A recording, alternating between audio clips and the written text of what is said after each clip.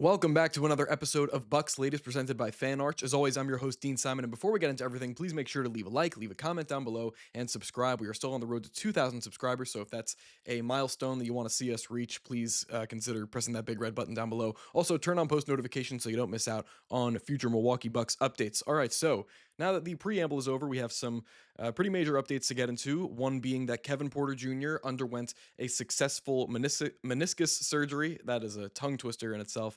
And the timetable, at least for him to be reevaluated, is 4 weeks. So if you haven't gotten used to Ryan Rollins kind of manning that starting point guard spot, get used to it because it's going to be like this for the next month plus. Because that's just the date for him to be reevaluated, and I can't help but feel terrible just knowing the fact that KPJ barely even got a shot to show that he really does deserve to hold down that starting point guard spot throughout the entirety of the year. And even though Ryan Rollins has had sensational performances as of late, like career best nights, maybe he would be even more consistent or even better in a role that was more off the bench. If he wasn't forced into this kind of role, I guess you could look at it either way. Maybe if he wasn't forced into this kind of role, then you wouldn't have seen the level of comfortability that he's shown the past couple of games and the offensive scoring related polish that he's shown. But moving forward, it's going to be very interesting to see how Ryan Rollins now fits in as the main starting point guard moving forward, and Cole Anthony being that first guy off the bench.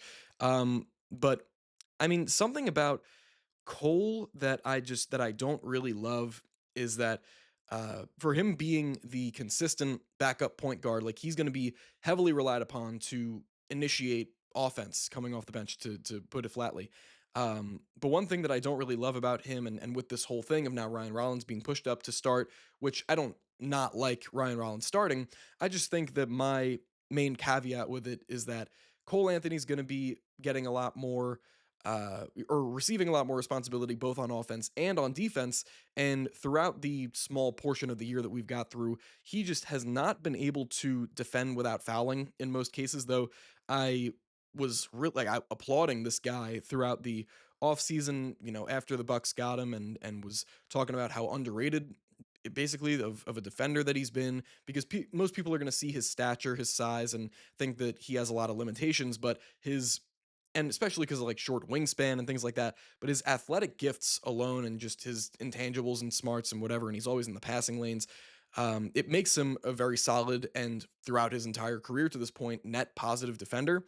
But to start out, for whatever reason, he's just getting his hands in the cookie jar. He's bumping guys off of their path, and he just has not been a very responsible defender, I guess, in terms of not defending without fouling. And as he's going to be getting more and more opportunity to show that he is a very capable off the bench offensive initiator, scorer, whatever, and defender at the point guard position on the perimeter, he's gonna have to eventually learn how to defend without fouling. And this is something that I've had a big problem with throughout the entirety of the year, just for the whole team. It seems as though just the free throw disparities that we've seen with the Bucks and any team, like especially the Raptors, the Pacers, especially the Pacers. The free throw disparity that we've seen was a product of the Bucks just flat out not being able to defend in the painted area without landing haymakers on would be attackers of the rim. And then on the other side, the Bucks knocked down 15 of 28 free throws for the game, and that's just how it is. And then the other side is knocking down 35 of 40.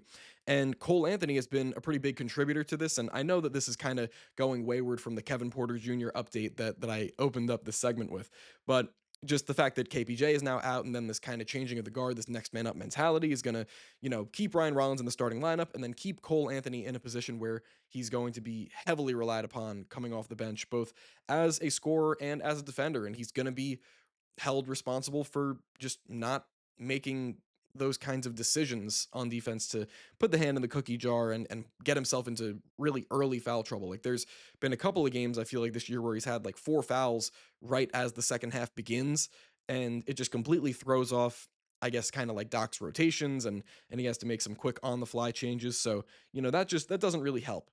But something I wanted to talk about, because it seems like I've been developing the reputation that Kyle Kuzma is kind of like my knight in shining armor throughout the beginning of this season. But truthfully, it's just because And I've said it before that Kyle Kuzma, it really like it feels like night and day. If you were watching the back half of last season and the playoffs last season, it feels in many aspects like night and day with Kyle Kuzma and how he's really improving his play both on the offensive end and defensive end.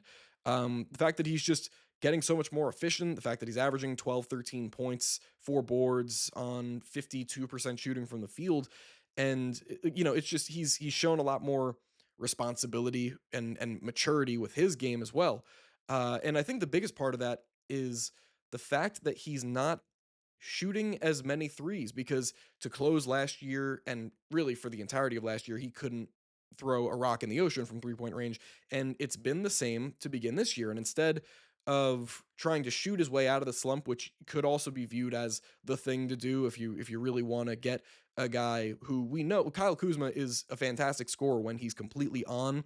So maybe that's something that you would want him to do, but he has decided instead of shooting his way out of the slump just to cut the unnecessary 3 point attempts out for the most part. He still jacks up some irresponsible threes from now and then, but for the most part now he's putting his head down, attacking the rim, and he's not settling for jump shots unless they're, you know, shots that he's taking like, turnaround fadeaways in the mid range where he feels more under control when he's backing down a smaller guard.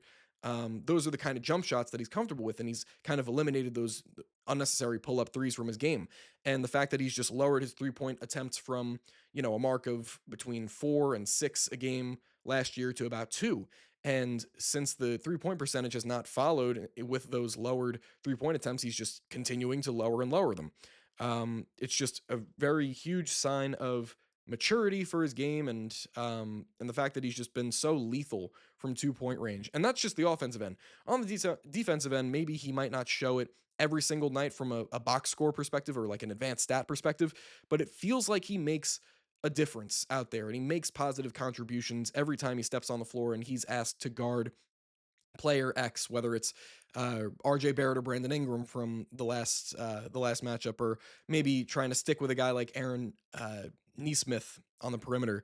It feels like he's able to make a difference, and just his energy, his activity. Oh my goodness, his activity on the defensive end. He's pressing up into guys and really forcing the issue.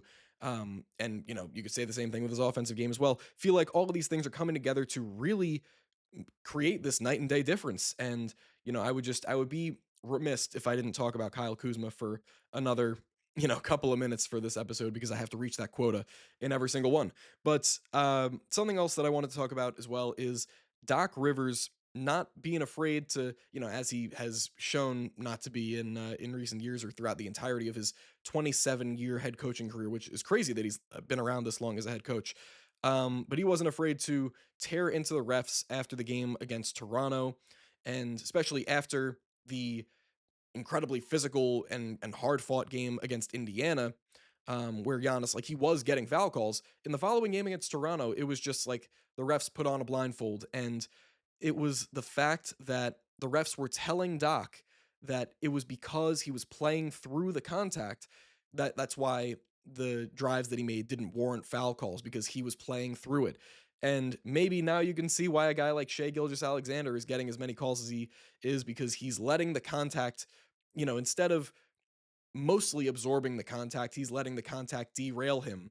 And you could say that whether it's skill or not, and I believe there is a bit of skill there, but instead of trying to stay on his path, he's voluntarily being forced off it. But Giannis will never subscribe to that ideology because he's just trying to go through you.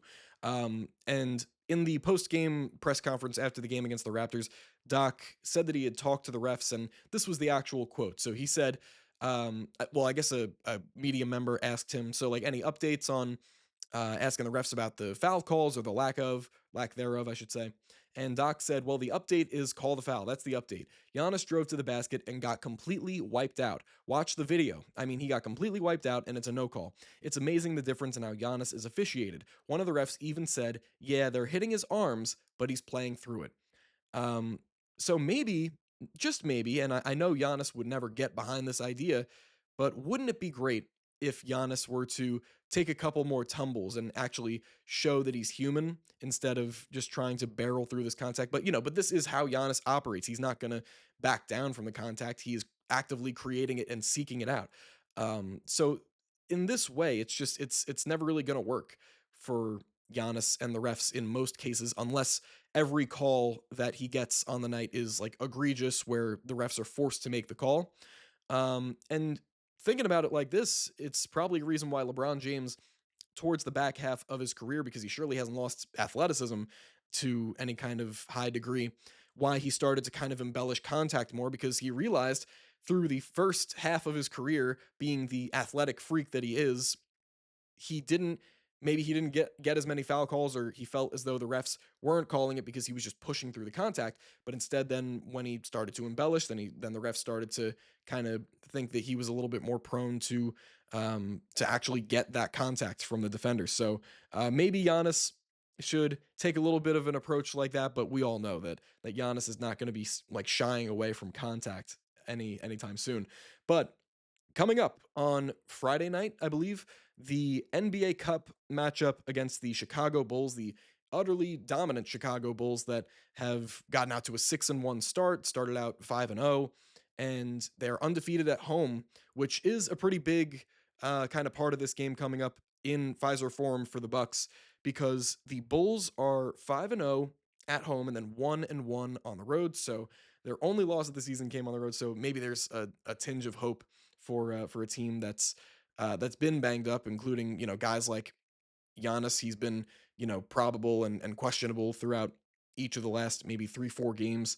Um, but they're going to be running into a buzzsaw, frankly, in the Chicago Bulls, and probably the most difficult part of matching up with Chicago in this upcoming NBA Cup game is the fact that they're so big on the perimeter, with guys like Josh Giddey, with Modest Buzelis attacking off the dribble and seeking out mismatches with smaller guards. Both of those guys can take advantage of those matchups pretty easily, even though one, Modest Buzelis is a little bit more flashy and kind of has more of a bag, that if you would say that than the other. But Josh Giddey has been putting up monster performances this season, and he's looking like an all-star to start. So going against, again, guys like Cole Anthony, who is a good defender for his stature, he's still just a little bit small, and going against a lineup of Josh Giddey and Modest Buzelis, and then Nikola Vucevic, who we're going to get into in a second. It's going to be tough to hold those guys back and stop them from getting where they want to on the court, and that's kind of the biggest thing that I'm looking forward to heading into this game. But then also the fact that Miles Turner will not be able to kind of just linger around the basket on defense and kind of just scout out block opportunities, because Nikola Vucevic is a serious 3-point threat. This past year, I want to say he was hovering around like the 50-40, maybe 80 splits mark. But he is a very talented outside shooter and just overall offensive engine. He's a very underrated passer for his position, and he's just very skilled overall. Miles Turner is going to have his hands full with Nikola Vucevic, even though he's not like maybe the top of the top in terms of center talent in the NBA. It's going to be a very tough matchup because he's just going to be forced to be out of the paint, and Giannis is going to have to do even more heavy lifting towards the rim and kind of taking over for Miles in that instance. Not saying that Miles can't go for blocks around the basket, and he's going to certainly have his fair share of opportunities. But Vucevic is a consistent 3-point threat that that they're going to have to keep account of and monitor throughout every single possession that he's out on the floor. So the spacing that Vucevic is going to provide, and the ability for Josh Giddey and Modest Buzelis to attack smaller guards and forwards in their matchups, those things converging are maybe going to be a big portion of why the Chicago Bulls are going to be, like why this game is going to be competitive. But on the other end, frankly, just don't think anyone can handle Giannis driving in transition. Not even guys like Jalen Smith or Patrick Williams, these formidable guys. No one's really going to be able to handle him. And other than Vucevic, who hasn't really developed a reputation as a fantastic defensive center throughout his prime, Giannis doesn't really have an equal on the Chicago side in terms of his build, his physical frame. So looking for Giannis to dominate, especially in transition, and against a Bulls team that has proven to be a lot more active on the defensive end, especially with guys like Ayo Dosunmu, who has really broken out this year on both ends of the floor for Chicago. If they do have him back for this game against Milwaukee, it's going to be very tough to kind of execute that drive and kick game plan against him because he's just one of those guys that it seems like his energy levels are never running down to zero and he's just constantly flying everywhere. And Modest Buzelis as well, very active on the perimeter, and he just has this huge body and wingspan. So things like that and actions like that are going to be a little bit more difficult to get into. But I still have faith in Giannis just being able to dominate and author a one-on-all approach to this game. And the three-point shooting is obviously, or at least I would hope, still going to be there.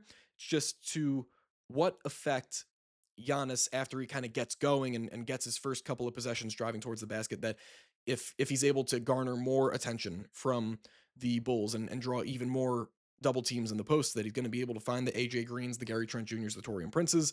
So it really all just hinges on Giannis's success with driving towards the rim, and because I feel like he's going to be so successful with that, that it's going to lead to good things for the Bucks, regardless of the Giddey and Buzelis matchups on the other end. But anyways, that'll be it for me today. Thank you very much for tuning into another episode of Bucks Latest presented by FanArch. As always, I've been Dean Simon, and before you go, leave that like, leave that comment down below. Are you excited for this matchup against the Bulls? Are you looking for the Bucks to prove that they are one of the upper echelon teams in the Eastern Conference after this, potential huge victory in an NBA Cup game at home?